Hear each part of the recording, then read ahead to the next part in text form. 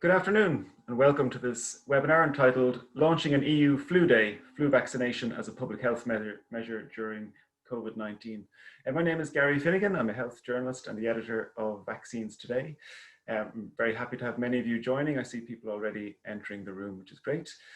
Flu vaccine uptake, as you know, has been too low in Europe, or at least it was. We'll come to how things have changed in a few moments. All countries in Europe at the moment, or for last season, were below the 75% target for vaccinating older people, and uptake is even lower in other key target groups such as pregnant women. Of course, we find ourselves in a unique situation. Things have changed very quickly, and we have a pandemic, and we also see unprecedented demand for flu vaccines. So today we'll look at some of the challenges that this presents and then explore potential solutions. To do this, we have two excellent panels representing health professionals, policymakers, public health and industry. And of course we have you, and we really hope you'll be an interactive part of this session. And you can ask questions using the Q&A function, which should be at the bottom of your screen. And we'll get to as many of these as possible. We really do want your questions because it really helps keep this discussion lively. When you're asking questions, just include your name and your organization, and we can read those out. Just to note that the webinar is being recorded and will be available later on. So first, before we come to our panels, I'd like to introduce our host, MEP Dolores Montserrat, who some of you might recall hosted an event in the European Parliament on a related topic in January this year, but this was before COVID and feels like a long time ago. Much has changed. But for those of you who don't already know her, MEP Montserrat is a member of the European Parliament, is also a former Minister for Health, Social Services and Equality in Spain.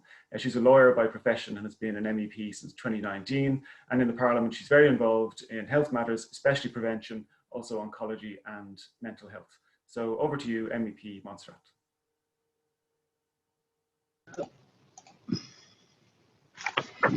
Thank you. Oops. Now, do you see me? Hello. We hear you, but we don't yet see you. No, why not? You don't see me. Let's see. Yesterday happened something the same in another webinar. Let's see. Wait, I'm going to stop the video and I'm going to start again. Why it's not working? Wait a minute. Now. There you go. See, this never would have happened in the Parliament. This wouldn't happen. We'd all be side by side. Yeah, I know. But, you know, nine months trying to live with the COVID and in the same time with the remote system. So always during the day, something happens. Yeah, we'll First of all, thank you very much and good afternoon. And firstly, I would like to thank Vaccines Europe for organizing this event on the web, to all the speakers and the participants who follow us at distance. Today we want to celebrate European Flu Day for the first time. We all share the same goal to protect the health of European citizens, increasing flu vaccines coverage. The proposal of Flu Day and this webinar is to convene a group of experts to discuss the main challenge for flu vaccination in the context of COVID-19, as well as to propose solutions and ideas to overcome this challenge, not only this year, but also the years to come. Influenza vaccination is an essential part of prevention policies in public health for all European countries.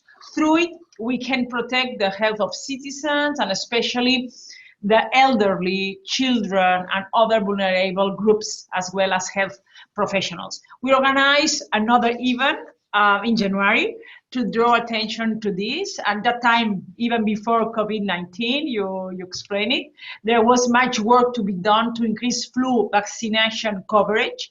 The percentage of coverage, especially among risk groups, have stagnated and even decreased, well below the 75% target established by the WHO and supported by the European Council. According to the latest available data from 2018 onwards, the average coverage rate for the over 65s across the European Union fell from 44 to 41. The latest data in Spain, because I'm from Spain, shows that rates are falling also from 55 to 51. This year, it's not a normal flu season. We must not only try to increase this declining coverage rates, but also find ways to do so in the midst of a public health crisis on an unprecedented scale. We need a COVID-19 vaccine, it's must. However, with so many efforts in the race to find a COVID vaccine, we cannot forget to use the vaccines we already have as well. The COVID-19 pandemic has shown us once again the enormous value of vaccines. Many countries, including Spain, are increasing orders for flu vaccines doses. Overall, it seems that we will see a record number of doses produced and distributed. I recognize that the industry is doing its best to increase their supply to meet this demand, even if I'm aware that vaccines are complex biological products that cannot be produced overnight. It takes more than a year from start to finish. As the experts present today will explain, there are many challenges regarding vaccines distributions during this crisis, as well as to the production to meet the growing demand for flu vaccines, often at short notice. But we need to focus on the opportunities we can benefit from. Celebrating European Flu Day means looking ahead and raise awareness for finding innovative ideas and solutions to increase the vaccination coverage. We want this day to become an annual event in October with the aim of targeting to an increase in coverage rates of flu vaccination in a sustainable manner year after year. We must not rest even if we will have a COVID-19 vaccine next year. Any increase in coverage rates in the next season should be maintained next year and the following year. Let's hear now and learn from the speakers as well as the audience on how to increase flu vaccination coverage in the future and win over this challenge that threat all the European citizens' health. So thank you very much, and let's start. Thank you so much. That was great. Set the scene perfectly, I think, for the discussion that we're about to have. So let's begin then with the first panel. We have two panels, as I explained at the beginning, and just to repeat for those who missed the very beginning, you can ask questions with the Q&A function. Please don't put questions in the chat. There's a Q&A box there where I'll be able to see them, and I'll put them to the panelists during the discussion. So our first panel will focus on challenges for flu vaccination during the COVID-19 pandemic. As was just said, COVID-19 presents several unique challenges for implementing vaccination programs. To explore these, we have three experts that we're happy to have with us. Dr. Caroline Brown is Program Manager at the Division of Health Emergencies and Communicable Diseases at WHO Europe. Jan de Billy is Professional Advisor at PGEU, which represents pharmacists at the EU. And Nigel Hilton is Head of Manufacturing and Site Head at the site in Liverpool for Securus. So thank you, all three of you, for joining us. Caroline, can I begin with you? Maybe just to go back to the fundamental question. So why is flu vaccination in the spotlight this year? And could you outline some of the challenges, the practical challenges of delivering flu vaccines in this most unusual of flu seasons? Yes, thank you, Gary. Can you hear me? Perfectly, yes, thanks. Okay, thank you for this opportunity and this question. So why is flu vaccination in the spotlight? I would just mention a few points. I think the first point is that we knew that circulation of COVID-19 during the influenza season would place additional pressure on already strained health systems. And we knew we needed to decrease the potential for this additive burden on healthcare systems from patients with influenza seeking medical care or being hospitalized. So that's the first point. Then this this pressure on the health system, in turn, it would be exacerbated by absenteeism among healthcare workers and other care providers who are essential to the COVID-19 response. So we need to make sure that our health workers are vaccinated. I think another fact is that quite a few months ago, we already started hearing about scarcity of flu vaccine for this season because some countries have anticipated the above and procured more vaccine than usual, while others have been late in ordering due to COVID. So for this reason, quite a few countries are still trying to procure enough vaccine. And then I think last but definitely not least, influenza causes the highest burden in the same groups, so older persons, vulnerable persons, as COVID-19 does. So the vast majority of deaths caused by these two diseases are in the same risk group. We are doing everything to protect these groups from COVID-19, and I think there's a very clear desire to do the same for against seasonal flu. Great, thank you very much. And are you seeing, you said there was forecasts of shortages, I suppose. Are you seeing this happening already, or is this, are people queuing up in clinics and pharmacies around Europe waiting for vaccines? This I do not have information on, but we at WHO Euro, we have been contacted by several countries highlighting this issue and asking our support.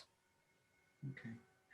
And in terms of prioritizing risk groups, so I know the WHO for several years has highlighted the need to vaccinate pregnant women, and we talk a lot about older people because of that 75% target, but pregnant women are I believe, the first priority. Is that going to change a little, do you think, with COVID, or is it business as usual from a recommendation point of view? So as I think people are aware, SAGE has recently published recommendations for seasonal influenza vaccination during COVID. And they, amongst the risk groups that are risk groups for seasonal influenza vaccination, they have this season, they consider two groups to be of the highest priority. And this is in cases where countries may not have sufficient vaccine. Of course, if you have sufficient vaccine to cover all the risk groups, then that's what you should do. But if you do not have sufficient vaccine, then SAGE is recommending health workers and older persons be given the highest priority this winter. But of course, that doesn't preclude pregnant women, persons with underlying conditions of younger age, and young children. Okay, great. Thank you very much. Jan, can I bring you in? Pharmacists in several countries are now delivering flu vaccination. So why do you think that community pharmacists could play an important role this year and in future years? Yes, thank you, Gary, for the question, and also thank you very much for the invitation to contribute here. First of all, what we see indeed, and as it has been acknowledged, and maybe to get back to your question you already raised, are we seeing people queuing up in pharmacies across Europe? I think the answer today is definitely yes for flu vaccinations. I think it has been remarkable, and of course also anticipated, that we have a very high increased demand, but also very high increased peak demand at the beginning of the flu season, okay? Which results from people being scared or having concerns that they possibly there will not be enough flu vaccines. At least that's what we feel, and that's what we get from the people in the pharmacies. So that requires that all the healthcare services that are indeed providing flu vaccinations are faced with such an increased peak demand in the same start of the flu season this year. As for other years, this would be much more spread out across the different weeks and months of the flu season.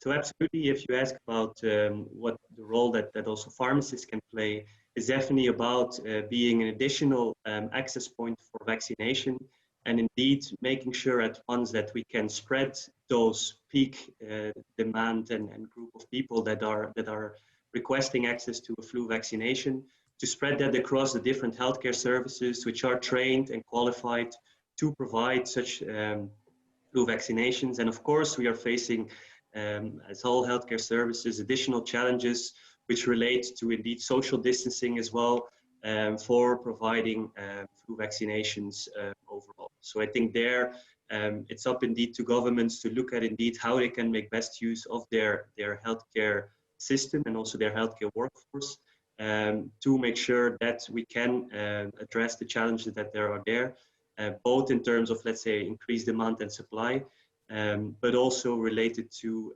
the social distancing and the fact that we need to provide these services in the same safe and quality way as we do them normally.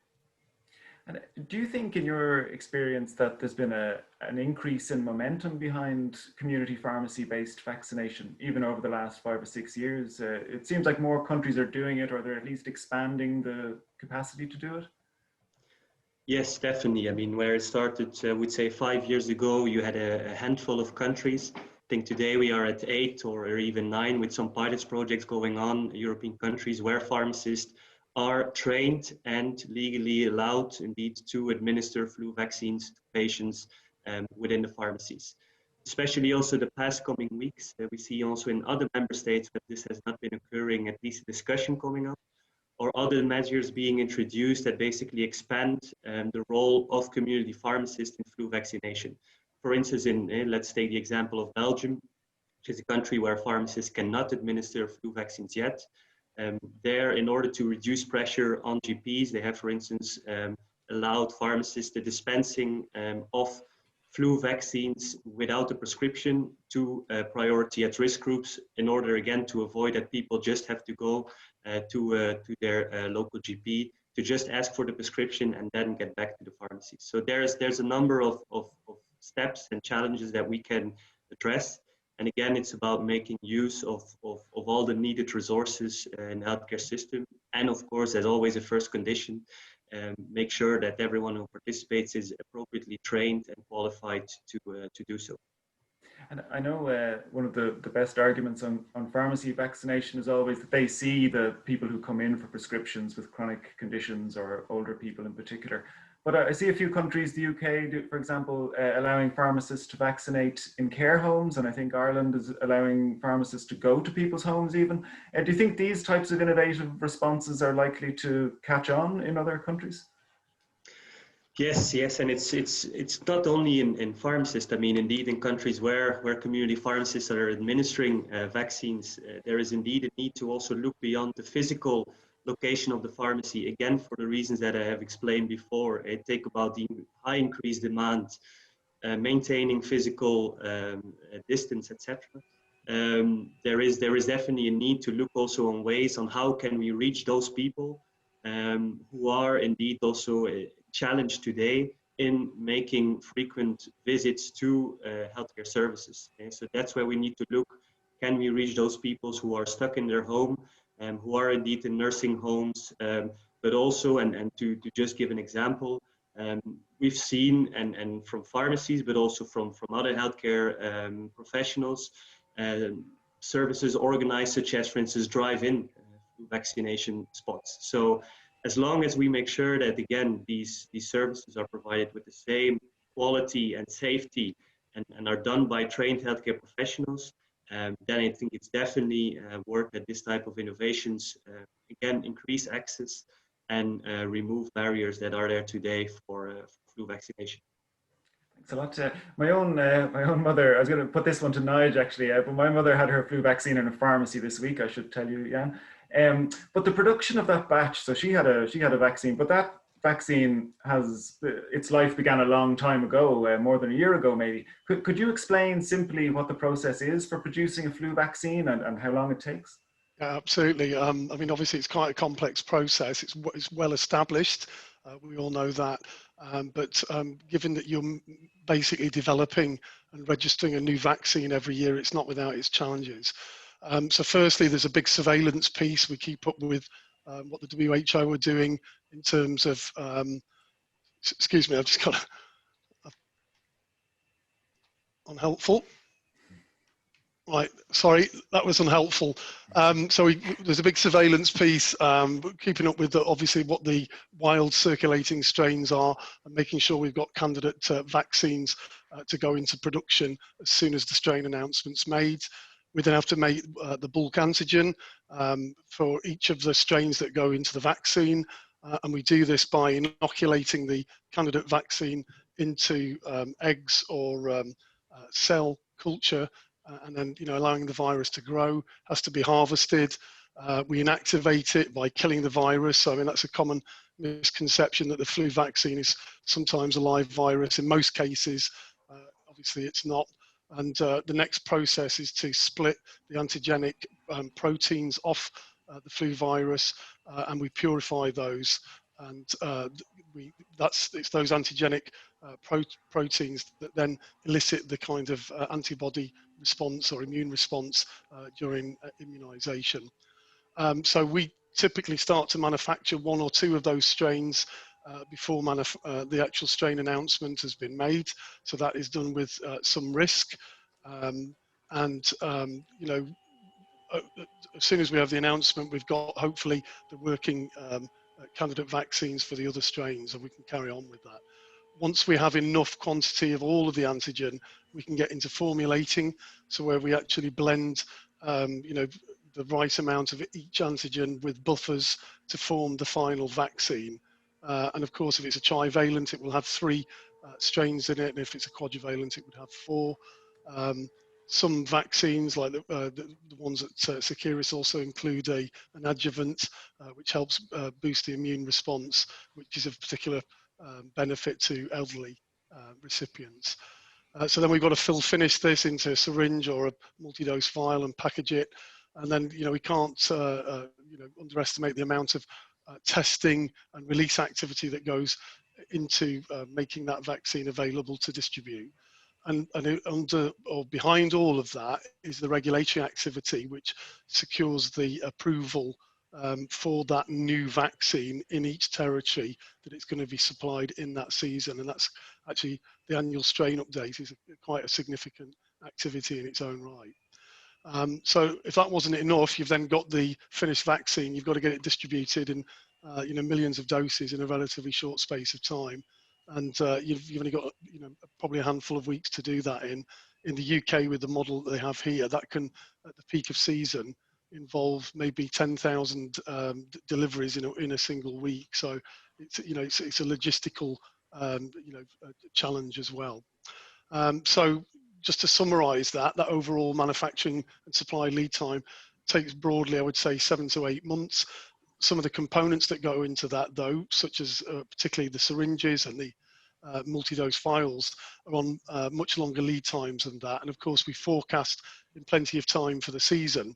But what is also true is that the demand for glass has gone up incredibly with COVID, as companies and governments are trying to secure quantities of multi-dose vials in particular, to put a COVID vaccine in. So the combination of lead time and materials and the manufacturing process mean that actually the capacity in any given season is probably locked in at least 12 to 18 months before that season actually commences. And I would just go on then to say, against that context, I think that vaccine manufacturers this season have done tremendously well to respond, at relatively short notice to the call for additional supplies. So it's a long road. I mean, I remember the shortage of face masks, and this eventually got sorted out, but producing a biological product is obviously a lot more complex by the sounds of things. And on the question of shortages, which has been raised already, is this something that's happening, and do you think it will continue for this season? Well, I think it's what we've heard from Jan and Caroline. It's not a shortage of supply. It's just an unprecedented level of demand that's been caused by unforeseen circumstances relating to COVID. I mean, we weren't even really talking about COVID in January, February. I think we only got our firm orders for this season probably in around March, April, and then by the time governments worked out the impact of COVID and what they needed to do to mitigate, additional demand wasn't actually being passed on to companies until probably April, May, even in some instances June and July, and that far on in a 7 or 8 month lead time. So we were already five months into the lead time by that point. It's very difficult to respond. So as I say, I think manufacturers have done a tremendous job at really quite short notice. And as an example, Liverpool itself has supplied somewhere in the region of just under 30% additional vaccine in this season. 30%. So supply is actually up. It's just demand is also up by a lot.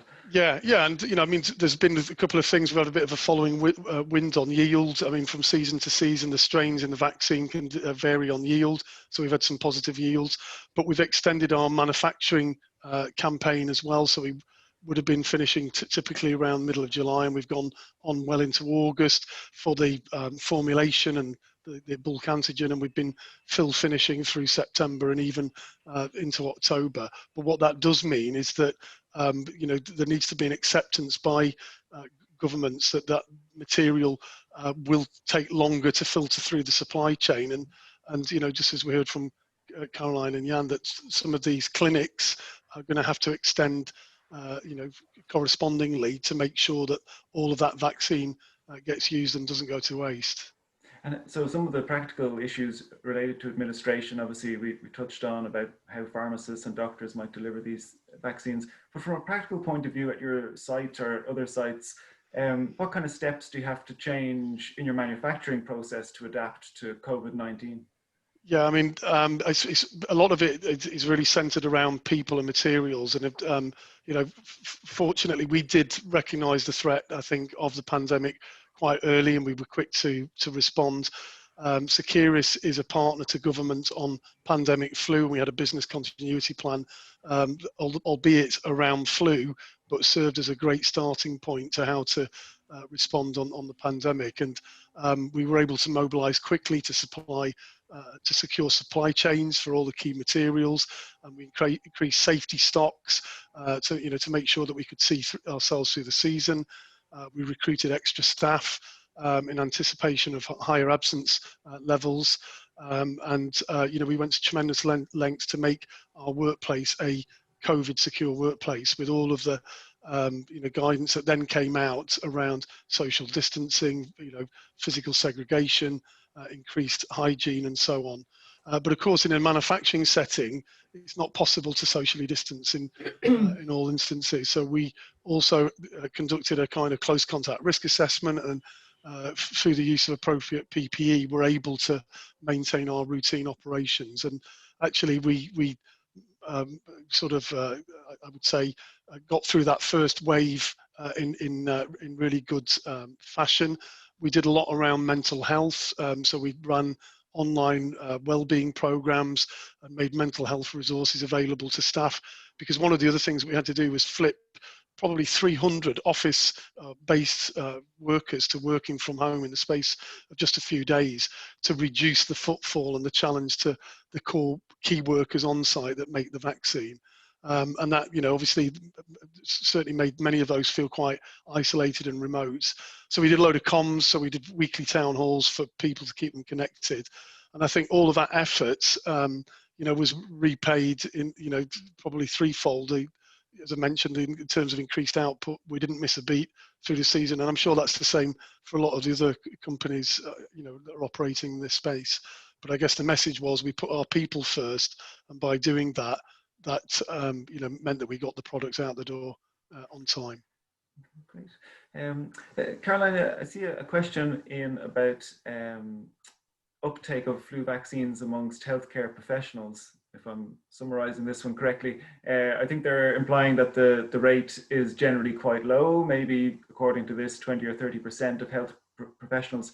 Do you think that this will improve in light of COVID, that health professionals will be a bit more inclined to have their flu vaccine this season?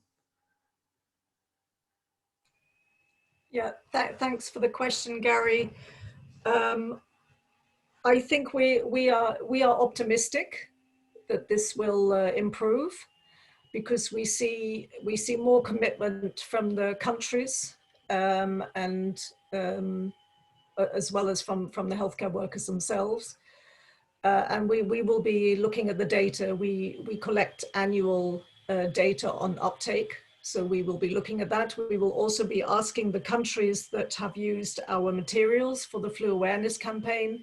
We will be asking for their feedback as well. So yes, we hope so. Thank you. Okay. And Jan, amongst pharmacists, do you know what the uptake is like, and does it improve in areas where pharmacists are allowed to vaccinate patients? We don't have European-wide data on the exact coverage of pharmacists. We have it on healthcare professionals overall, and it's the fact that it's not, let's say, 100% is in any case something that we have to work on. That's also where we, as part of the European Council conclusions on vaccination a couple of years ago, there was the establishment of the European Coalition for Vaccination, which actually brings together European organizations representing healthcare professionals. And one of the main aims of this initiative is indeed to work together with different healthcare professional organizations to increase the uptake and recommend the uptake of vaccination among healthcare professionals. It's actually even last week that we, as the Coalition for Vaccination, so together with these European organizations, we have conducted an online campaign and also made sure that that was repeated at the national level through our national membership, with messages specifically focused to healthcare professionals in order to ensure uptake. For this flu season, I'm not worried because we hear very, the healthcare workers are, as it also is in the SAGE recommendations, definitely again recommended as in order to get priority access to the vaccinations, which is, I think, a very good policy. Now it's indeed to make sure that all healthcare professionals having regular patient contacts then also get that vaccine administered themselves. Okay, and do you think, this is slightly off topic, but because of COVID and people are waiting for vaccines and now there's increased interest in flu vaccines, do you think this will help move the conversation towards life course immunization or adult immunization, beyond vaccines being for kids? Absolutely. No, I think what we see again is an increased definitely recognition today, and I'm also working myself still in the pharmacy, and when I'm having these discussions in the past couple of weeks, I speak to people who have never been vaccinated for flu vaccination before. And a first reason, we hope of course that is all the main reason, is because of increased recognition of the value of vaccination for their own health, because people are much more conscious today about the impact of viral infections in general and the prevention, the need for prevention of infectious diseases. To maybe sound a bit cynical, another reason which we might have, that the fact is that there now is such an increased high demand for flu vaccinations at the start of the season, is probably human psychology, which because of the messaging which came in the weeks before the start of the flu season, that there might be a possible delay or risk that not everyone would get one. And there you always have, just as we had for toilet paper in March, unfortunately it's a bit human psychology that also people think I cannot miss out on anything.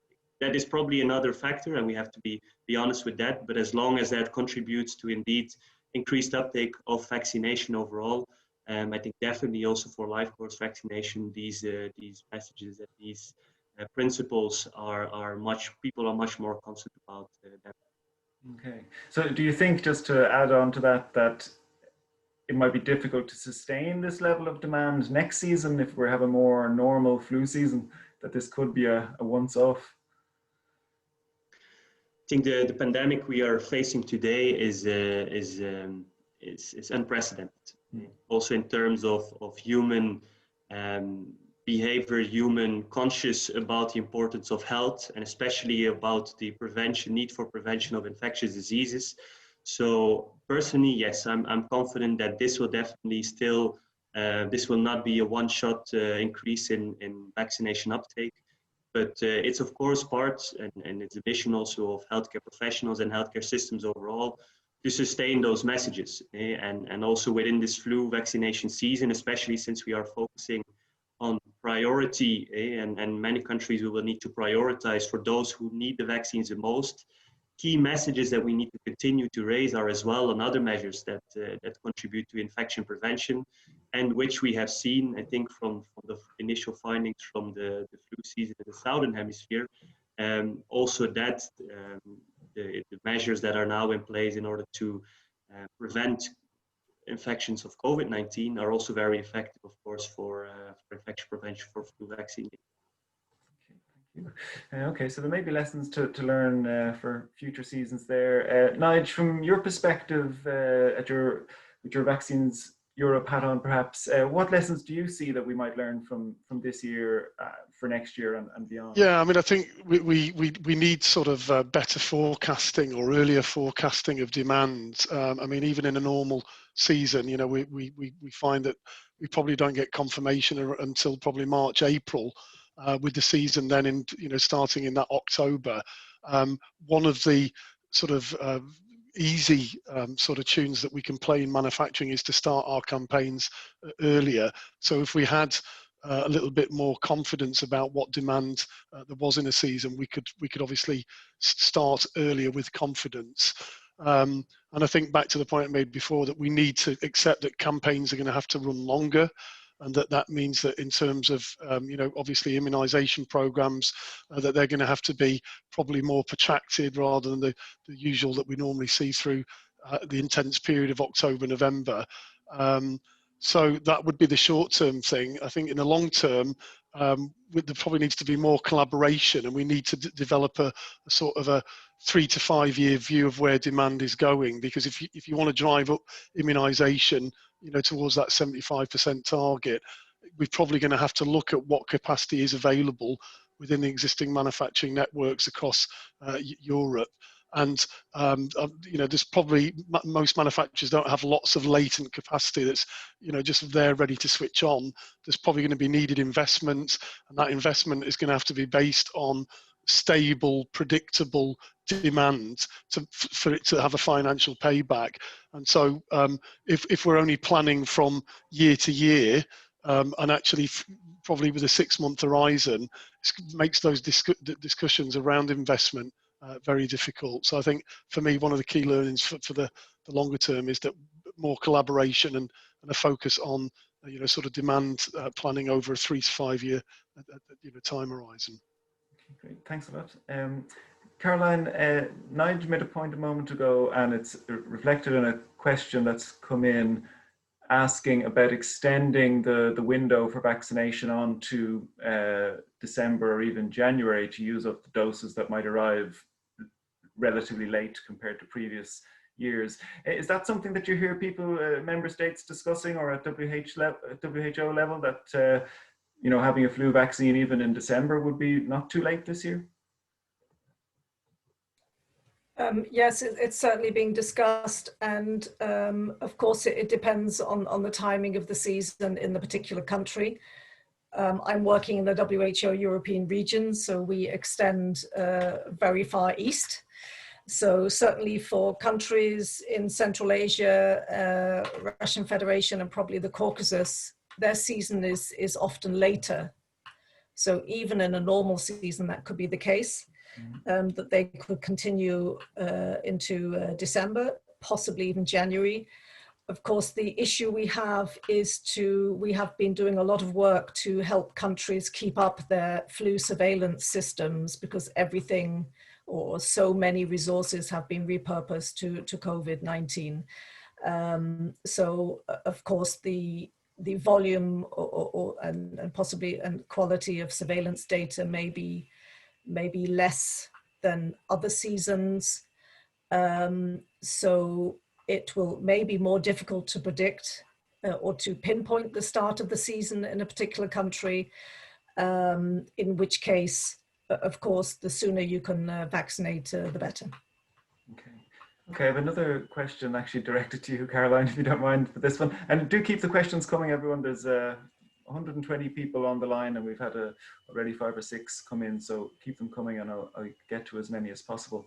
The question, Caroline, just to summarize, I think, is about whether or not member states could do more on education for nurses in microbiology and virology, vaccinology. And the complaint, I suppose, is that there's not enough basically on nursing curriculums. Is that something that you agree with, or do you see action there to enhance nursing education?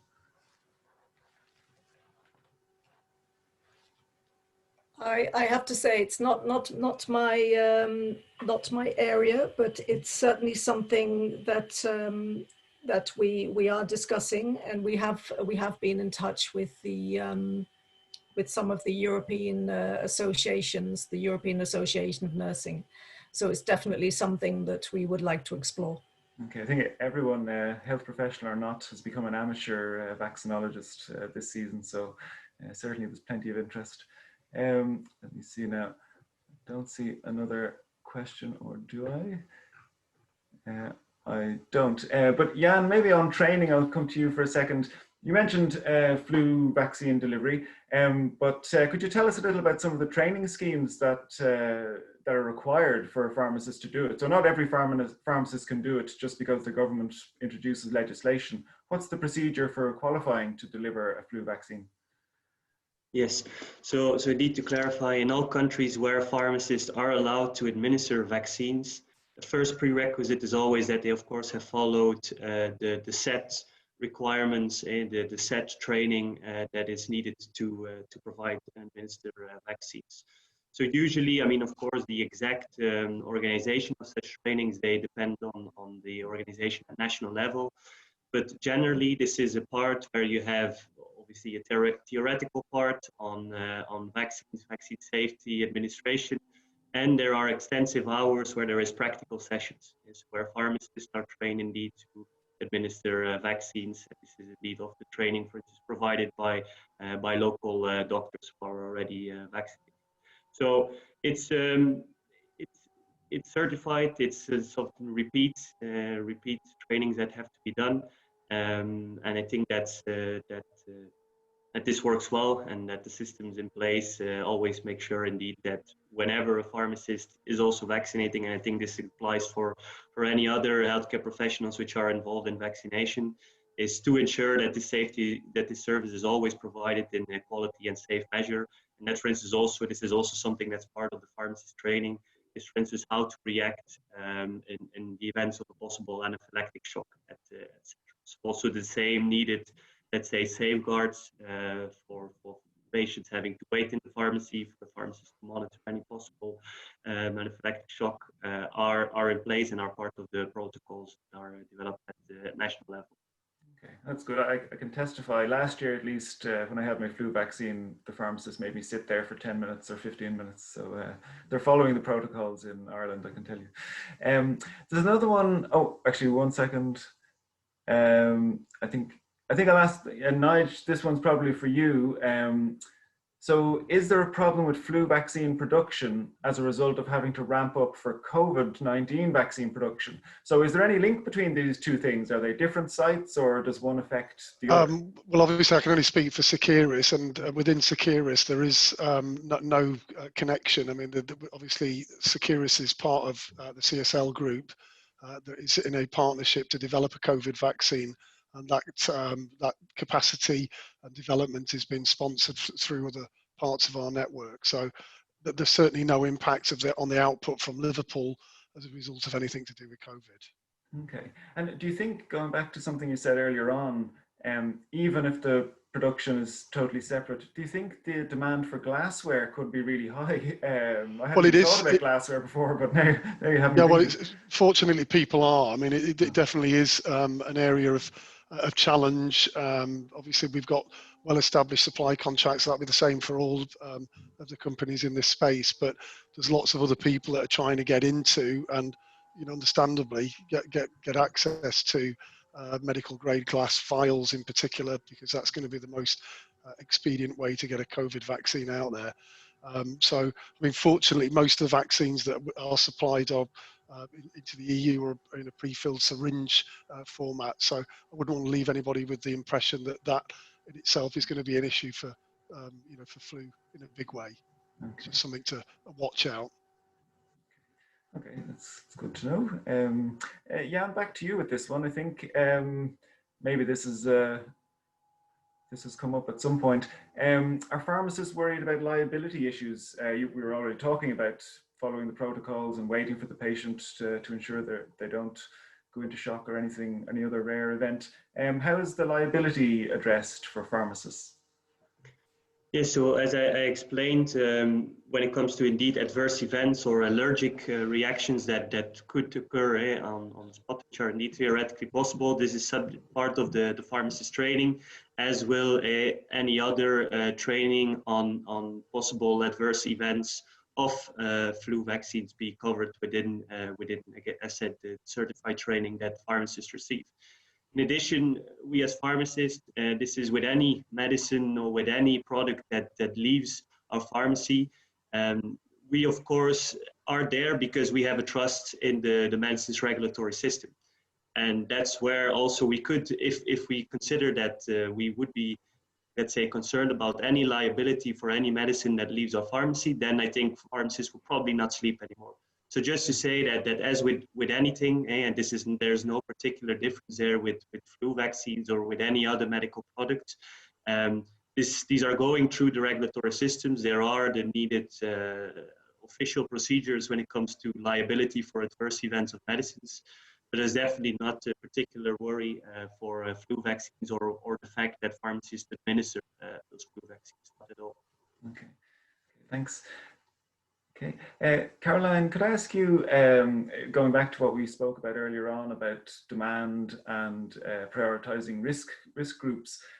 So ordinarily, someone who's in good health and middle age and so on, who's not in a risk group, should they hold back and maybe let the risk groups go first and see if there's anything left in December, or what should I do? I mean, what should people do who are in that category?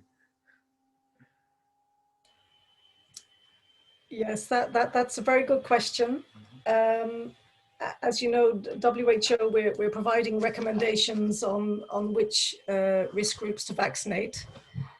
And anyone who falls outside of those risk groups, we would not prioritize, and certainly not in a year of scarcity.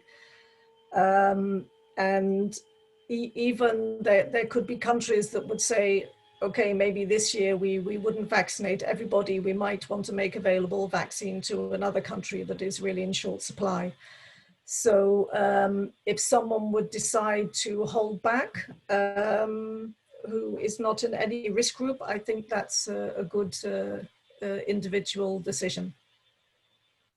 And for, I suppose, for doctors or pharmacists or nurses, is there any way in which they should be prioritizing if someone calls a surgery and says, should I get this, doctor?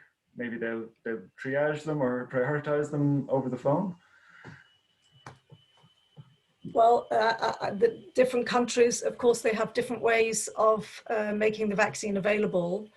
And I think whatever mechanism or mechanisms that the vaccine is being made available, whatever is being provided in the national program would hopefully be prioritizing the highest priority groups and then the other risk groups.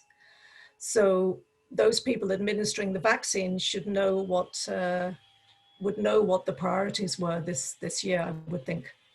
But Jan may be able to comment on that, as he's probably faced with this. Yes, Jan, you're at the sharp end of this one. What happens if someone walks in and says, should I get one this year or not? Was this because I thought the initial was on the healthcare professional? You mean a patient? I mean more a patient who isn't a health professional and has no risk factors, just prefers to get it. Should they wait? I mean, that's where first of all, healthcare professionals need to have very clear communication. What are the official guidelines and recommendations by the authorities? I think it's very important that we as healthcare professionals, we speak as one voice when it comes to also adhering to the official recommendations that are issued by governments, because as was already been addressed, the current recommendations in terms of priority access to flu vaccination are at this stage quite different if you look at them across the different member states. So first of all, it's very important that there is sufficient information. As I explained as well, because today we are obviously very much faced indeed with with that question and knowing itself. Pharmacists need to have, first of all, the needed information, and the same goes for other healthcare professionals, of course, of what can we expect in terms of timelines for, let's say, flu vaccine deliveries. Because, for instance, in our pharmacy, we have been working since August with priority reservation lists for at-risk people. But even then, you get at this stage that more at-risk people are already wanting to collect their vaccine, and not, very understandable, all supply has been delivered to the pharmacy. So then you really need to be able to have that information in order to manage the expectations and to really also say sometimes address the fears of patients, because unfortunately we're also at this stage confronted with often verbal aggression when people don't get their flu vaccine. When let's say 1 month ago it was expected that we would be able to deliver it to them already. But when it comes to people who are not belonging to the risk groups, I think there, first of all, it's again very important. There is also official communication, also in public channels from authorities, together with healthcare professionals, so that we indeed can make sure and can raise awareness on why this is done, why other people need these vaccines more, and of course, what can also those people do in order to prevent flu in the first place. Those, as I said, hygiene measures that apply for COVID-19 prevention are very effective as an additional resource for the prevention of flu vaccination for those healthy people who are not considered as priority access at the beginning. Okay. And how different is this to last year? I suppose last year you were having the opposite problem of trying to persuade people in risk groups who you meet collecting medicines.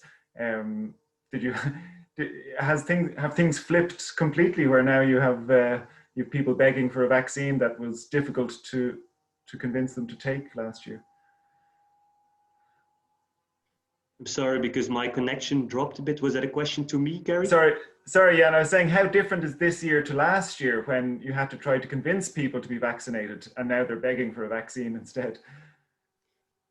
Yes, I mean, of course, it's a different situation, but as a healthcare workforce, obviously we need to be flexible, and we have learned in the past couple of months to be very flexible in terms of adapting our messaging to the current situation. As said, there has been, as every year, awareness campaigns that have run already since the end of the summer, because at first thing, and that's first what we cannot forget, that it's a positive development that so many people are convinced that they want to have their flu vaccination this year, compared to years where they indeed would maybe be more hesitant to get it. So that's definitely a message that is continued to be supported by healthcare professionals. Of course, the efforts that we need to make this year are different, and the scenario and the context in which we provide this information is different. So again, for us, it's as healthcare professionals very important to have good information on indeed what are those recommendations from the authorities, how are we with sort of the supply that we can also manage, so that indeed most effectively as possible we can make sure that as much people in the right time will be able to access their vaccination in, again, a safe way, considering the current COVID-19 situation. Can I ask you one more, Jan? It's a difficult one, I'm afraid, that's come in on the chat. So how do you deal with the fact that some people may be walking around with COVID-19 but no symptoms, and yet they want a flu vaccine from their pharmacist? The question is, do we have any data on this? I mean, probably not is the answer to that one, but is this a challenge? You must always have people who could be infected with something who arrive looking for a flu vaccine. How do you handle this? Well, it's first of all the part of knowing whether someone has COVID-19 or not when there are no symptoms is, of course, the million-dollar question today, and relates very much with testing programs at national level. So, of course, the recommendations, and they have been very clear overall, this applies at pharmacies, but obviously to other healthcare services, that unless you want to get tested, to stay at home. And to make sure that pharmacies can offer another solution for, let's say, delivery of medicines, and in this stage, administration of a flu vaccine. For people who are unaware, who have no symptoms, it's of course following the risk prevention plans that are there at national level. But again, if that is not possible, then we can unfortunately not read it on someone's face yet, who is possibly COVID positive or not. Whether the fact if a flu vaccine is contraindicated, let's say in COVID-19 positive people, I don't have, I will just be honest, I don't have any information because I don't know whether there have been any concrete studies on that. To my knowledge, a recommendation is definitely is that this is still safe. But if anyone, I mean, maybe from the other speakers has any other information on this, then it's interesting to share. Okay, thanks a lot, Jan, for that. So we're coming to the end of this one, but maybe I'll ask each of the speakers for a final thought. Just to prompt you, what do you think will be the legacy? Nigel, maybe I'll begin with you for this one. What do you think, or what do you hope will be the legacy of this season's flu experience for future flu seasons, and trying to match supply and demand as we've been discussing? Yeah, well, hopefully, as I've probably already said, it serves as a catalyst to help forge that improved collaboration and maybe some longer term sort of strategic sort of oversight about where we want to go with sort of immunization and manufacturing capacity to support that effort. Yeah, that would be my thought. Yeah, great. I think that would be a good thing to take from this very unusual year. Caroline, do you have a view on this? What do you think might be the sort of the legacy or the knock-on effect of this year? I would hope that countries that currently do not have a sustainable supply of influenza vaccine, that they would work on making sure they have that for the future. And I think that at the individual level, that both people in a risk group and health workers would be much more aware of the benefits of being vaccinated. Great, thanks a lot, Caroline. And Jan, your thoughts on how this might shape future seasons? Yeah, just to add on what has already been said by my colleagues. No, it's just important that we draw lessons out of every flu season now, in order to not only for COVID-19, this particular situation, but also for future pandemics and other regular flu seasons, we take on board the lessons that we learned. Every 6 months, we have conclusions from a new flu season, whether that is from the southern or the northern hemisphere. So when it comes to also indeed on long-term solutions of advanced planning and forecasting, I'm sure that there's a lot to learn. But also when it comes to the management of flu vaccination today. And I think that the lessons that we will see in terms of increasing access, reorganizations, sometimes of the healthcare systems, in order to increase access and address possible barriers for flu vaccination, I think if those can also be sustained in the future, then I'm sure that in addition to what has been said, and the awareness and the recognition that people will have, is that also will help in reaching those or helping to reach those targets of 75%. Great, thanks a lot. Thank you very much, Jan and Caroline and Nige, for our first panel. We may return to you if you can stay with us for the Q&A after the next panel. But for now, let's move on to focus a bit more closely on solutions. Our second panel includes Wolfgang Philipp, who's head of Unit C3 at DG Santé at the European Commission, and Matthew Downen is chair of the Influenza Working Group at Vaccines Europe, and is also Associate Director, Scientific and Technical Affairs at AstraZeneca. Thank you both very much for joining. As before, please do keep the questions coming if you will. I think they really helped have a lively discussion in the last one. Wolfgang, I'll begin with you. I mentioned at the very beginning that some of us were in the Parliament in January to discuss flu vaccine uptake. And as far as I remember, you were to be there, but were dragged or called to a meeting in Luxembourg about some new virus in China, which we didn't have in Europe at the time. So things have changed a lot since then. But listening to some of the issues and the problems that have been raised by the last panel, what role do you think the Commission can play in addressing these challenges? So thank you very much, first of all, for the invitation. That's the opening. I think There's many points I could mention here. First of all, must be absolutely clear that vaccination policies, the implementation of national vaccination policies are national competences. So there is a limited playing field here for the Commission or at the EU level. But nevertheless, if you allow me, I'll go back a little bit to a couple of points I wanted to mention, just to set the scene here. I mean, one thing is, and that was certainly already mentioned in the Parliament in January, my colleague was there. We have a Council recommendation of 2009. That's now 11 years ago, setting the target coverage rate for flu vaccination at 75%. So that's 11 years ago. What we see nowadays is in the EU in 2018, we see coverage of 41% for those age 65 and older. Some countries are doing very well or relatively good, close to what should be reached. Some countries are very much below it. So that is something we are working on a political level here to support through policy activities and actions, including through the work that is done by the ECDC in cooperation with all key players, a better uptake of flu vaccines and also other vaccines. I mean, a certain milestone in that area was the setup of the Council recommendation.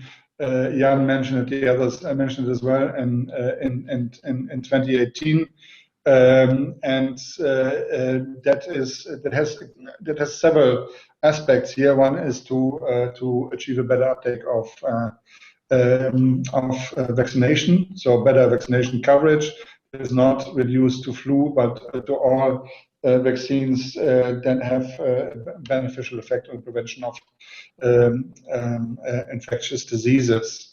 Another point where we, particularly now, I mean, you mentioned the COVID-19 or SARS-CoV-2, the virus that we are dealing with now since January, end of 2019, January this year. There is we have to have security committee, and that security committee, that's a committee where member states and now for the COVID-19 also neighboring countries are represented, and where we try to coordinate activities in terms of preparedness, but also response to COVID-19. We brought the point on the need to check for sufficient availability and access to flu vaccines. We brought this up relatively early, back in February already, in discussions there. We checked also with companies then if there was still, let's say, quantities available to order or not, and we addressed this or the need for proper preparedness to reduce the burden of seasonal influenza, also in a communication by the Commission that was set out in July this year, where we advised to consider the anticipation of vaccination campaigns. So that is, and also to consider broadening target groups to increase influenza vaccination coverage. We also mentioned the need to ensure additional national procurement for influenza vaccines. That was focused on both on the supply and the demand side. On the supply side, we heard from Secures that this is nothing that can be upscaled infinito at a short notice. There's a production complex production cycles behind, and that means when you're at the beginning of the year or you enter the spring, you're quite late already on both sides, supply and demand. And then we also focus on the point to prepare adapted vaccination infrastructures for both for seasonal influenza, in particular in COVID-19 outbreak settings, to be ready to achieve potentially larger flu vaccine uptake. So these are a couple of points that I wanted to mention here, apart from all the work that is being done by the ECDC. At the end of the day, we are in a very particular situation now, despite of all of these activities. What should be avoided is what is called this dual epidemic of influenza and COVID-19, or twindemic. There's a lot of terminology around. I mean, that would be catastrophic, but the first results from the influenza season in the southern hemisphere indicates that that burden might pass this year. So hopefully that is something we can build on. On top of all of these activities and policy guidance that has been developed and which is being implemented with a lot of stakeholders in the member states and our agencies. We also have a very powerful tool with a joint action on vaccination, where member states actually work together. And we have 20 countries working together. And here as well, the ultimate goal is to increase the uptake of vaccines using various practical angles, optimize these. And that includes obviously as well tackling vaccine hesitancy, or to use another term, low confidence vaccines. So there's many things going on. If that really has an influence now, particularly on the flu season this year, that's something I cannot answer, but just to illustrate the landscape along which we are operating. Thank you very much, Wolfgang. That's very useful. Can I ask you something that I already asked one of the panelists earlier on? Going back to what you said actually about the joint action on vaccination and also the coalition on vaccination that I think Jan mentioned too. Do you think, as we have COVID on our minds now and now flu season, that there'll be an increasing focus on adult or life course immunization in this context and not just childhood immunization? Yes, I'm very much convinced. I mean, that is certainly the case. I mean, the current situation. I think it's only a matter of reading the news. The current situation is really there is an increased interest also by the public in flu vaccination, and that certainly has also a direct effect of thinking about the benefits of vaccination. So I think I hope that will have a beneficial, a supportive effect as well on the work that is being done to promote live vaccination. And the ECDC is doing quite some work on this, also in cooperation with the WHO. So I'm pretty sure that this has a positive effect.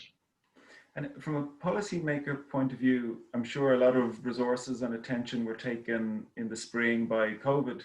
But do you think in the medium term that it will make life easier to engage with decision makers in member states to really prioritize the public health aspect of infectious diseases and even the health security aspect, as you described earlier on? Yeah, I think that you mentioned a key word, that's health security, that comprises a lot of different areas. One, the central area is certainly preparedness, and vaccination is one part of that. So I'm very much convinced that the current pandemic, which is really affecting everybody around the globe, and for which no vaccine is available, no specific treatment was available. So that the perception on the risks on the actual risks, public health risks of a pandemic is becoming much more prominent. And that's as a result, I do hope that this will end up also in revisiting structures.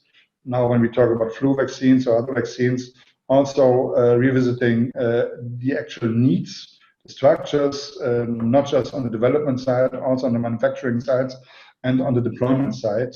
And I also do hope, and there is, that's what we see already, that it leads to a much better cooperation between countries and between organizations on all of these aspects. That means preparedness and response. Okay, great, thanks. And before I move on, I can think of lots of questions for you, but just one more. Would you just describe a little about COVAX, because you mentioned about this sort of interdependence.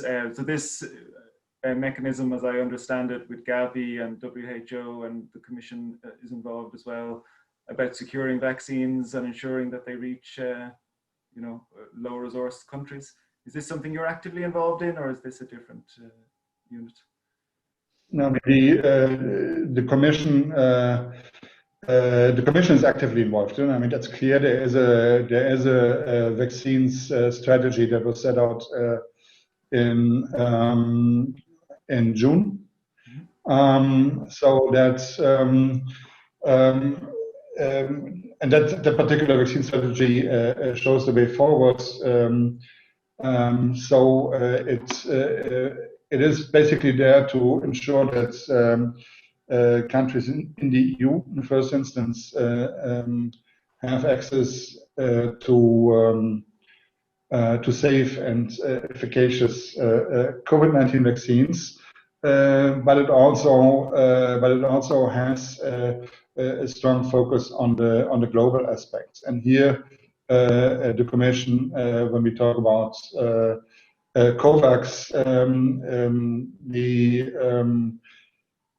this vaccine strategy that goes basically hand in hand with the EU commitment to a universal and affordable COVID-19 vaccine around the globe. So that means everywhere and for everyone who needs them.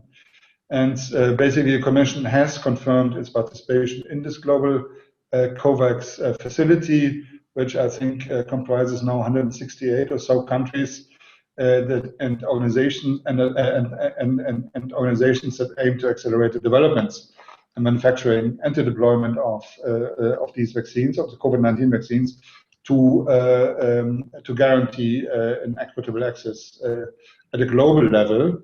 So the Commission, I mean, you know all about these numbers.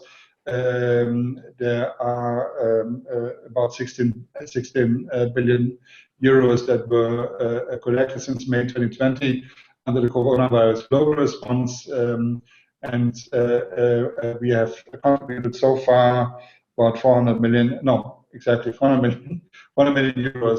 to the COVAX facility specifically. So I'm personally, or the unit here is marginally involved in that, but it is certainly a good sign that, and again, an unprecedented situation that such a large number of countries are actually working together towards ensuring a fair and equal access to COVID-19 vaccines at a global scale.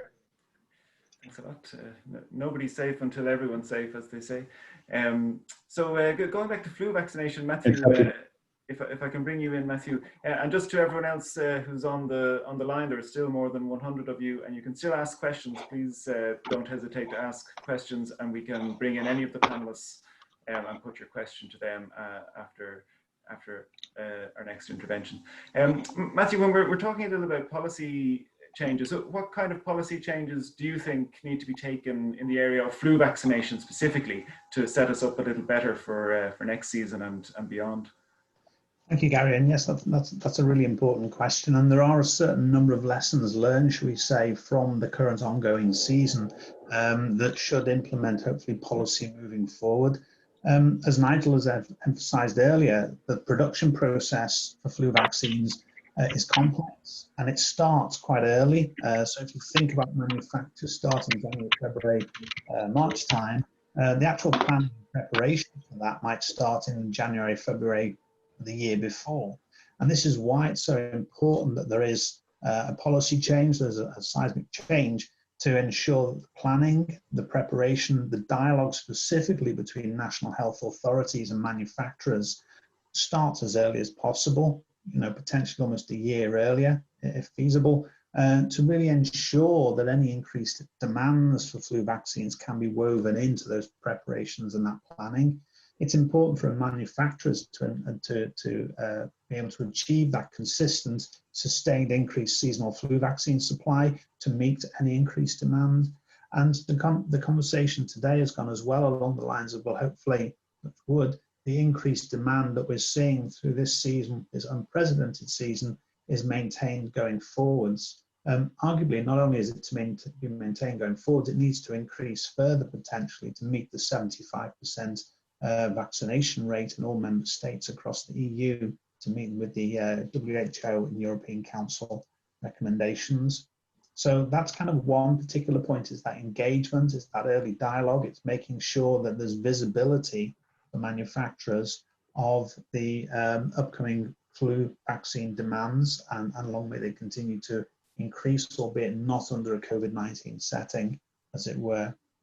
In terms of vaccinating in a COVID-19 setting, and we've heard a little bit about that already, there have been strong calls from health authorities to support flu vaccine supply, and they began earlier in the season. And as Nigel was mentioned as well, as we reach the vaccination season, demand is actually outstripping the supply that manufacturers managed to achieve.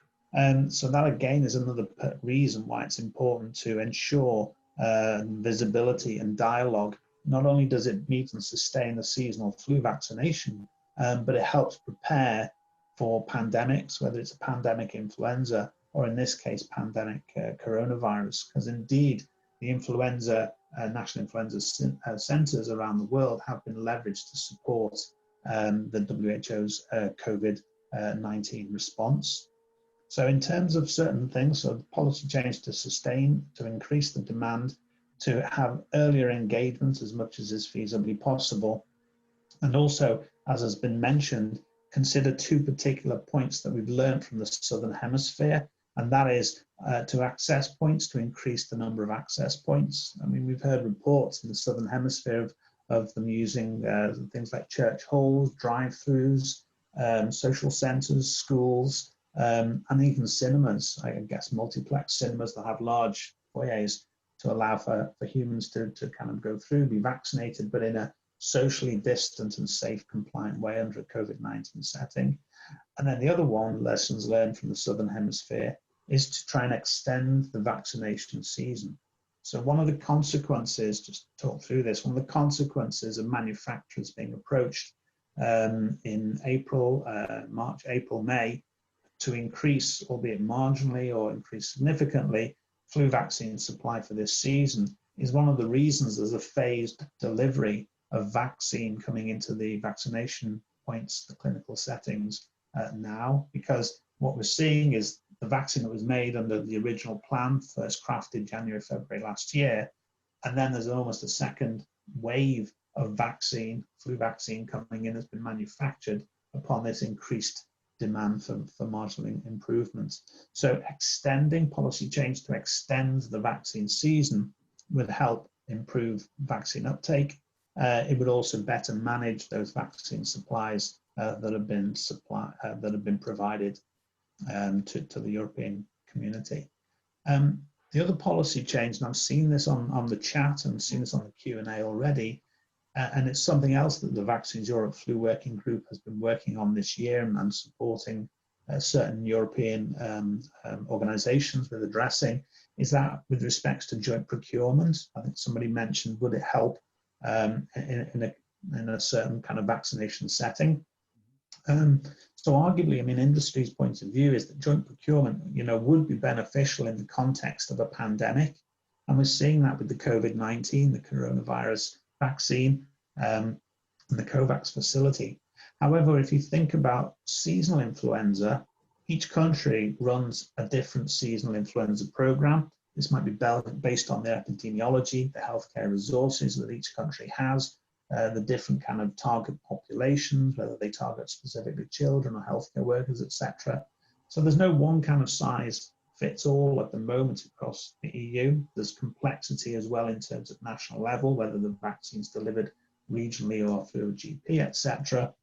And there are different procurement practices. So a joint procurement process for seasonal flu will need quite a policy change to make that work moving forwards, given this variability that exists across the European Union. So there's kind of three kind of key areas of potential policy change to support increased vaccine supply, to leverage lessons learned from the Southern Hemisphere, and with respect to joint procurement, as we have been addressing through the Vaccines Europe Flu Working Group. Great, thanks a lot, Matthew. I see questions coming in. This could be a tricky one, but it's a technical one, Matthew, so it falls on you, I'm afraid. Any thoughts on future production technologies and advances in new technologies in producing flu vaccines? How can this be a game changer is the question. Yeah, so that's a very good question indeed, and one that various manufacturers are looking at. One of the reasons for the long lead times is that many manufacturers still rely on eggs, hens' eggs, chickens' eggs, to manufacture the flu vaccine. Unlike the eggs that you have in the supermarket, the eggs have to be of a certain size from a certain aged chicken, will have been laid after a certain period of time, etc., and then produced under very specific conditions. So as a result, it's not so easy to order and get those eggs well in advance, as it were. New technologies are looking at how to try and improve the speed by which vaccines can be manufactured, arguably moving away from eggs. Seqirus, from Nigel's perspective, for example, has a cell-based manufacturing plant, cell-based flu vaccine manufacturing plant. There are others that are looking at tobacco as a means of producing it. There are recombinant baculovirus flu vaccine manufacturing technologies coming through. So many companies, much research is being put into kind of trying to be able to manufacture the flu vaccine candidates more rapidly. And one of the driving forces behind that is that the flu viruses change so quickly.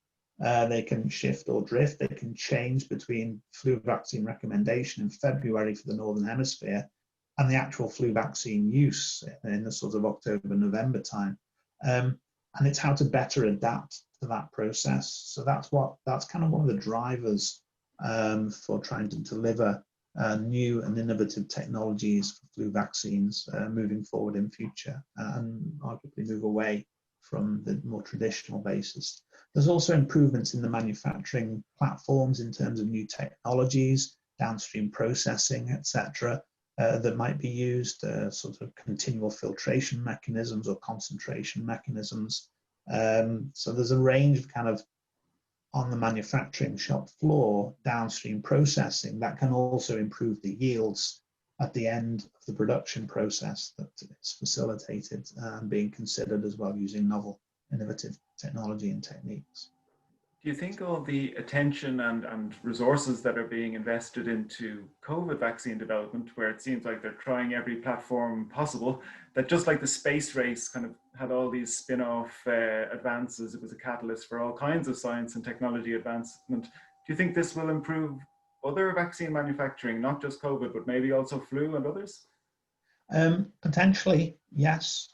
So if you think about the coronavirus situation, and I know the WHO, because industry has very close links with the WHO flu community, which has been established for over 70 years, and the GISRA system that monitors seasonal flu has been established for 65 years. So there's a lot of history and experience within that organization, that infrastructure. So there is that potential that the lessons learned from the coronavirus situation will have a repercussion or ripple effect to improve how we prepare for seasonal and or pandemic flu moving forwards. Certainly things like, I think Nigel touched on it earlier, availability of things like glassware, for example, how to mitigate those bottlenecks, for example, how to leverage sort of regulatory processes, and harmonized testing, harmonized release processes that are being considered for coronavirus. Can those experiences be leveraged or back leveraged to seasonal and pandemic flu to help with supplying flu vaccines more expeditiously in future? Never say never is the key. Okay, great. Thank you. Thanks very much. Wolfgang, I'll ask you a couple of the questions that are coming in on the Q&A, and everyone, please keep those questions coming. One refers to, I hope you can see these already, that the Commission President announced the setting up of an EU-like BARDA, which I believe is a US advanced research facility of some kind, for future pandemic preparedness. So this is your area, I suppose. How would influenza fit into this framework?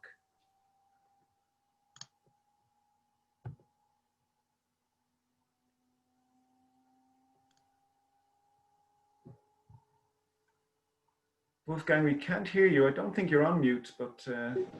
now I'm on mute. Okay. There you go. Yes, yes. Sorry. Start again, please, if you don't mind. Thanks. No worries. This EU BARDA, the BARDA in the US BARDA, it's a Biomedical Advanced Research and Development Authority. I read this here on a piece of paper, but I mean that's the full name, and the idea is to work on biomedical research, preparation, and response as an important step towards reaching a higher level at the end of the day of a strategic autonomy for the development and deployment of pharmaceuticals and countermeasures, as we call it, countermeasures to cross-border health threats or to health threats more generally. I mean, that was announced last month, and obviously there is work going on, but being prepared, such a structure would certainly be an important element for a better preparedness. So therefore, such an announcement, I think, is a very important announcement, but it's nothing that is established the next day. That's a big endeavor, big undertaking, and we know also that in several member states, similar discussions or activities are already going on as a direct consequence, probably not just of COVID-19, but these discussions are in this space since quite a while already. So we have to see how that further develops. But such an element or such a structure would certainly be a very, very positive element for a better framework for preparedness, also in the in the European Union. And is there a timeline on that at the moment? No, I don't have it. I mean, I think that is something. These things are. No, that is not able to say anything today. Okay. There's another one in that I might also ask you, Wolfgang, on the ECDC's mandate and funding, and whether this needs to be reviewed in light of the pandemic, but also to prepare for flu every year. Yes, I think that is also not a secret, and I think it was also on in the speech of Commission President von der Leyen to go for a stronger framework to deal with cross-border health threats, and also for stronger mandates or stronger positions of key agencies like the ECDC and the European Medicines Agency. I mean, the ECDC, as you all know, they are already part for the implementation of basically the EU health security framework. They play a very important role here on the side of scientific advice. Many of you are benefiting of this, and member states are benefiting of it. Commission definitely, and the ECDC is also developing risk assessments, which are the basis for coordination in the Health Security Committee, where member states are all and EEA countries are all represented. So the ECDC already plays a very strong role. And I mean, when we look at in particular, but that is currently under revision, also to see in which areas strengthening makes sense, also in line with a stronger EU health security framework. But if we look particularly what the ECDC is already doing, in particular in the area of vaccine preventable diseases, and Gary, I mean, you're certainly following this day by day, what is coming out there. But I mean, there is so many activities already going on. ECDC is working on a European vaccination information portal. They are running a secretariat of the national, the NITEX, the technical advisors at national level for immunization. So these are the people basically providing the evidence and scientific advice to ministries of health. Also evidence about vaccines. The ECDC has, and that's another central element already in their mandate and part of their core business, that is to run surveillance. And here, what they're doing regarding flu, that's done together with the WHO. It's done in certain disease areas to monitor the seasonal influenza activity, to do data analysis during the entire flu season. And so that there's a weekly update jointly done with ECDC and WHO. And both of them are also jointly preparing technical notes to support countries and regions in maintaining the monitoring system. So there's a lot of important work already going on. A stronger mandate of the ECDC might have an influence on this, but the important message here is that the ECDC is a core element of the EU health security framework already, and we hope that we get a stronger stronger mandates, not just for the ECDC, but also on the side of how to run the coordination with member states. Great, thanks very much. My question and answer box has frozen, but I'm getting them by text, so I hope you can. So Gary, I've offered to answer one question live that I spotted in the. I might ask both of you this one. Oh yeah, great. Please go for it, Matthew. Yeah, sure. So this is one of the questions that was raised regarding flu circulation in the Southern Hemisphere through the winter, or the winter that's just gone, the 2020 winter, and any kind of lessons learned or aspects from that. I think one of the key themes from the Southern Hemisphere, and as I mentioned earlier, flu vaccine manufacturers have a very close relationship with the WHO Global Influenza Surveillance Network, with the WHO Influenza Collaborating Centers, and as a result through to the Flu Pandemic Framework organization as well. So a lot of close links with the WHO. We meet regularly to talk about the circulating numbers because it helps manufacturers in their planning and in preparation to prioritize strains through the manufacturing process.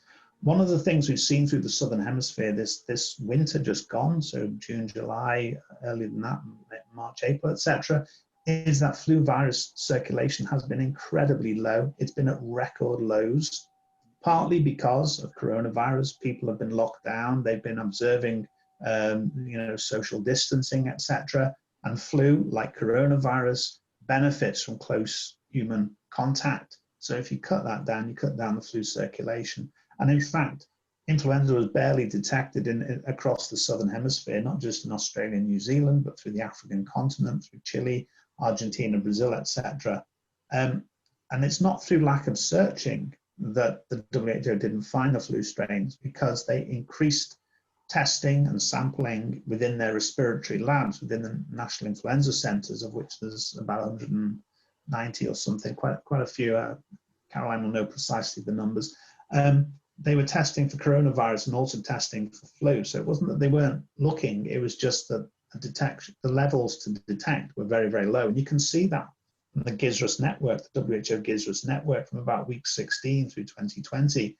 Flu viruses are barely detectable. And that will have a ramification. It'll have a ramification on how accurately, or rather not how accurately, vaccine effectiveness will be determined in the Southern Hemisphere, because you need a sufficient circulation.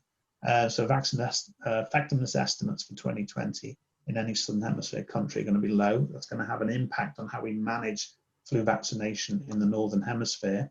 And also in terms of, well, what was the range of effectiveness? Again, that's difficult to determine. One of the key things that's important to notice as well, coming back to the GISRUS network, is that since certain countries in the southern Southeast Asia region have started to relax their COVID-19 restrictions, we're beginning to see a slight uptick in influenza. So we're beginning to see influenza emerging in certain countries that have begun to relax their COVID-19 restrictions. And this speaks to not being complacent regarding flu vaccination, not looking at the Southern Hemisphere and saying, they've had hardly any flu circulation, we should be fine in the Northern Hemisphere. You only have to look at what happens when the restrictions are dropped, people start socializing together again. The flu viruses begin to circulate.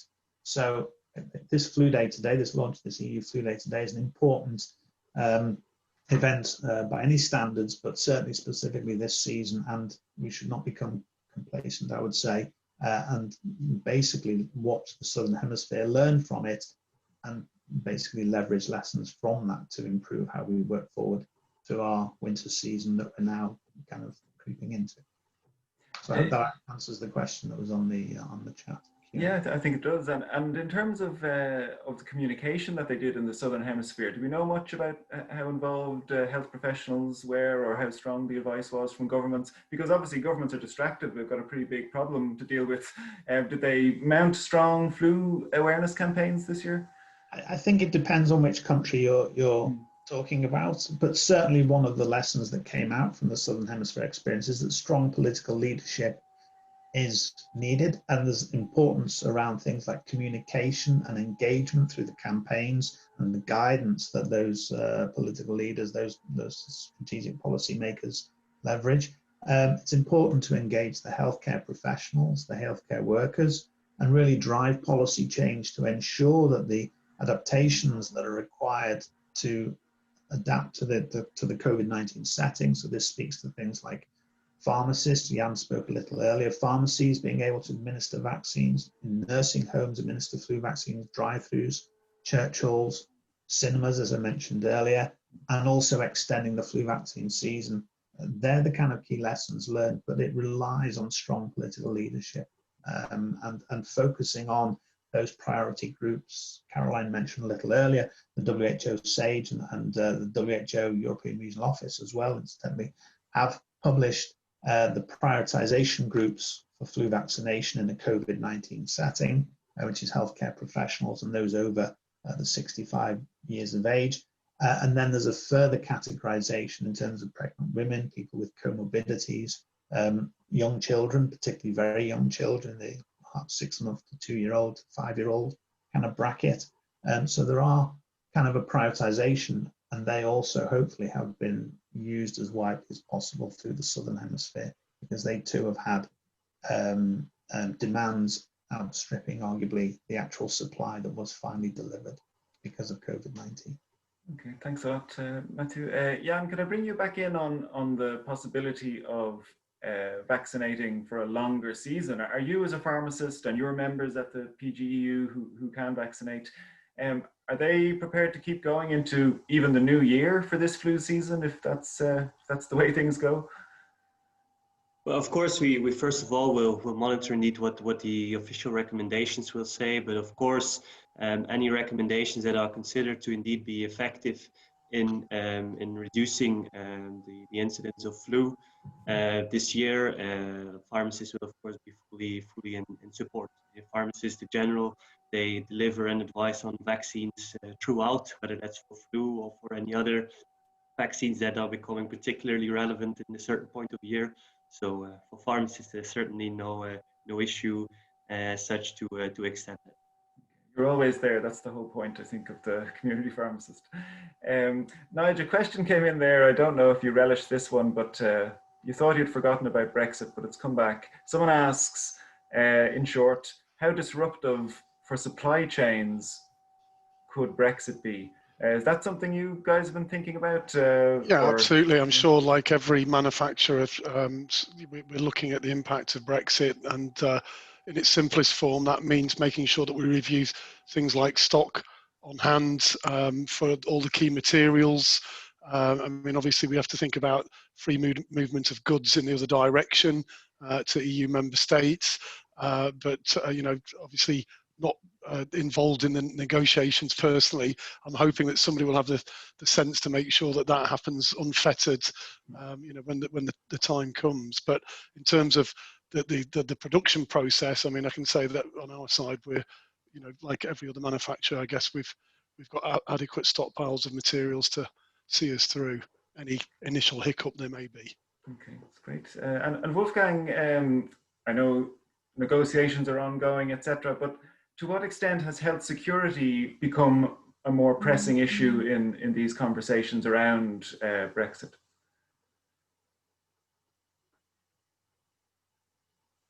We can't hear you again, Wolfgang, I'm afraid.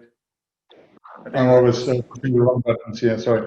I obviously cannot go into any details, but I mean, I can only say that health security is definitely a matter among many others, which are professionally discussed in these negotiations. Okay, great. And for the time being, I mean, if we look, for example, at the work in the Health Security Committee now for COVID-19, I mean, the United Kingdom is still there in the courts and receives invitations for that. Yeah. Okay, great. Caroline, can I ask you a question with your WHO Europe hat on? So I suppose that the tendency sometimes, for me included, is to think with an EU perspective. But of course, WHO Europe, I think it's 53 members and goes quite far east. Is the experience with flu season much different across this large block? And do they have access to vaccines right across the member states? Yeah, thanks, Gary. I think traditionally it's been the Western European countries using the most vaccine.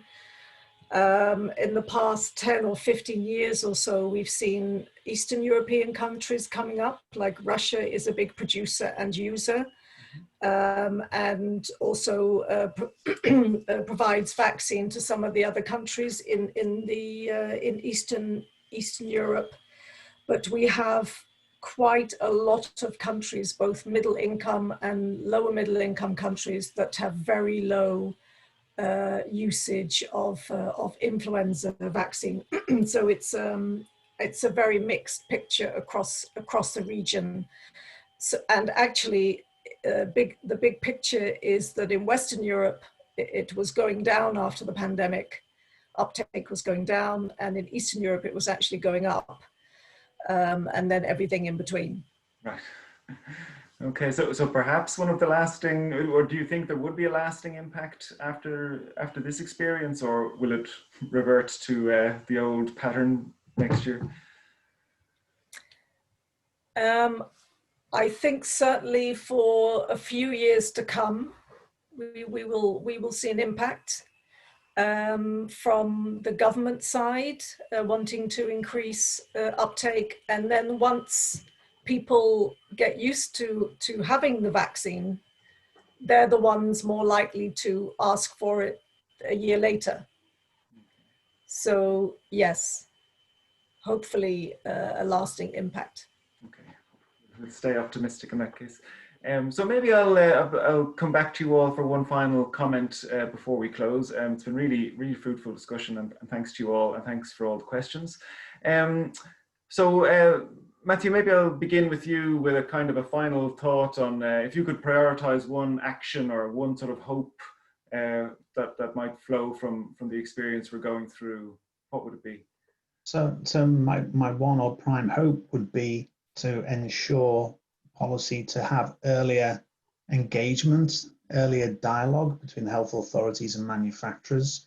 That is so important to secure the recommendations, to secure the kind of demands that hopefully will increase, will be sustained, because that leads to manufacturers being able to consistently and sustainably increase flu vaccine manufacture, requiring considerable investments of time, money, resources to plan and prepare accordingly, and not second guess, as it were, what manufacturing demands are going to be occurring.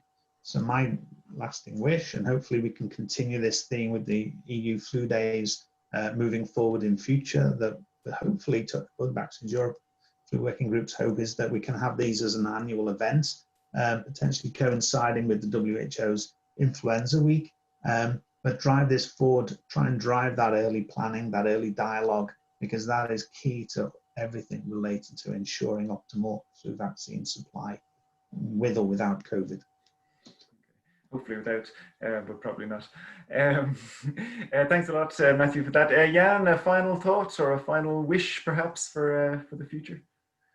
I'll maybe, on the other hand, focus on something very short term. I think the situation that we have today, it's very important that now we really look with all stakeholders, government, manufacturers, pharmacists, other healthcare professionals, patients, on how we can manage indeed as much as possible this increased demand and ensure that we continue building, go in the direction of building trust in terms of the flu vaccination process with all the good practices that currently are ongoing, but really focus on indeed good communication, transparency, and managing indeed also the expectations from the public in regards to priority access. That's maybe on the short term something that I think it's crucial, because as I said, pharmacists, but also as other healthcare professionals are under incredible pressure today with this increased demand, not always, unfortunately, with very positive messaging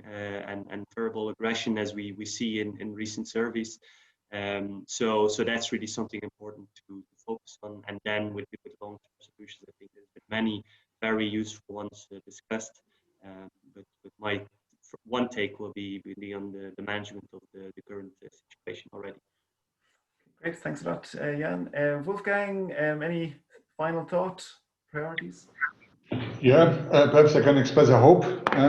That is, I think, I really do hope that the combination of sufficient uptake of seasonal influenza this year and the non-pharmaceutical interventions for COVID-19 will have the same effect here in the Northern Hemisphere that we have seen in the Southern Hemisphere, at least on the circulation of the influenza virus.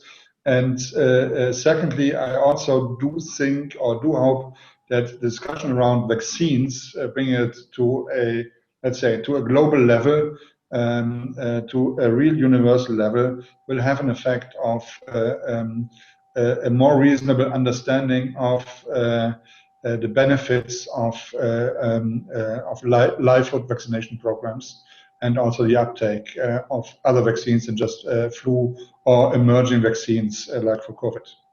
Okay, great, thanks a lot. Nigel, a final thought or hope?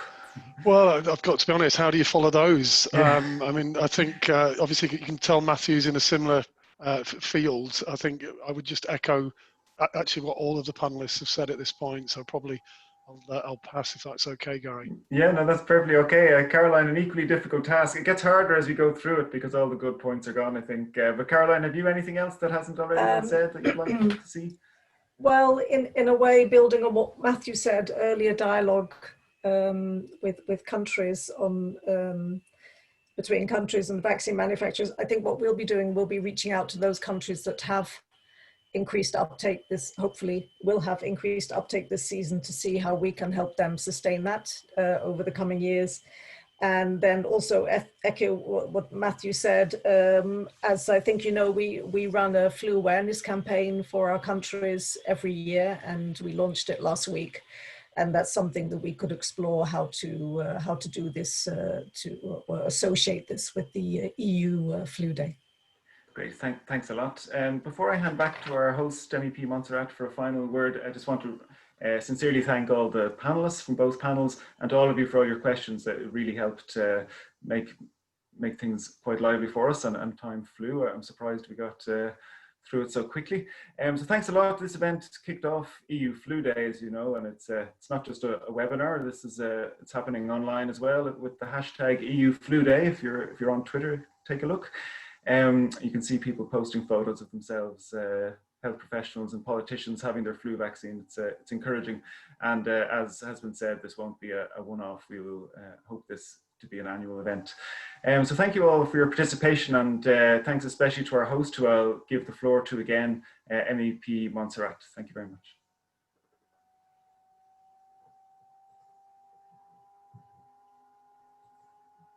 At least I hope I will. There she is. Yeah, no. Yeah, go ahead, Doris, thanks. I don't know now. Do you hear me? No. Yeah, no, there you are. We can see you. Yeah, go ahead. Thanks. But your browser is preventing access to your microphone. Learn how to allow access. Wait a minute, because I have a problem with my micro. Why my micro is not working? Yeah, we can hear you at the moment, if that's okay. You can hear We me, can, yeah? yes, yeah. Perfect. I don't know what the computer is telling me. Okay, thank you to all. I thank all the experts from the public and private sectors who spoke today, sharing their perspective on the opportunities and challenge linked to the increase in flu vaccination coverage. We have heard how health professionals are key actors to contribute reaching the increase of flu vaccination. We need to allow them to be trained and deepening their skills in vaccination to be our best allies. Awareness raising campaigns are crucial and should be planned and coordinated at the European Union level to amplify their impacts. We also learned that in some countries, pharmacists have been allowed to provide flu vaccination. Pharmacists are health reference points for communities, leading a day-to-day relationship with the citizens, especially in rural areas. We can build on their engagement with people. We as European policy markers should draw guidelines for all the member states based on the evidence provided by this approach. This represents, with no doubt, one of the greatest challenges that our national health system are facing. To address people's health, especially vulnerable groups, and in particular the elderly and those with chronic medical conditions, we have to bet on prevention. Vaccination is one of the main tools for the primary prevention of disease and one of the most cost-effective public health interventions developed in the 20th century. We need to invest in prevention with systemic short and long-term strategies, deepening the coordinator among member states and strengthening European Union competence on health. And we have to do it above all from Europe and with Europe. A renewed and more ambitious Europe for health, which draws on the lessons learned from the pandemic and which strengthens its instruments, its competence, and its coordination among all member states. In addition to the seminar, we are promoting the European Union Flu Day campaign by trying to get the policy makers in the European Union institutions set an example. Beyond this and other campaigns, it is clear that we need effective political measures aimed at empowering long-term strategic planning. Joint coordinated public procurement, specialized professionals, education and training, stronger mandates and competence for the ECDC and the EMA, the European Medicines Agency. And from the Parliament and the European People's Party, we are more than committed to the health of our citizens, and I'm sure we'll do our best, all political forces together, the Commission and the Council, for supporting increased flu vaccination coverage rates, on the basis also of the proposal discussed here today to make the same thing happen in Europe and in each and every member state. So thank you very much to all, and it was really interesting. Great, thank you very much, and thanks again to everyone. And with that, we'll close the webinar. Thanks a lot. Bye-bye.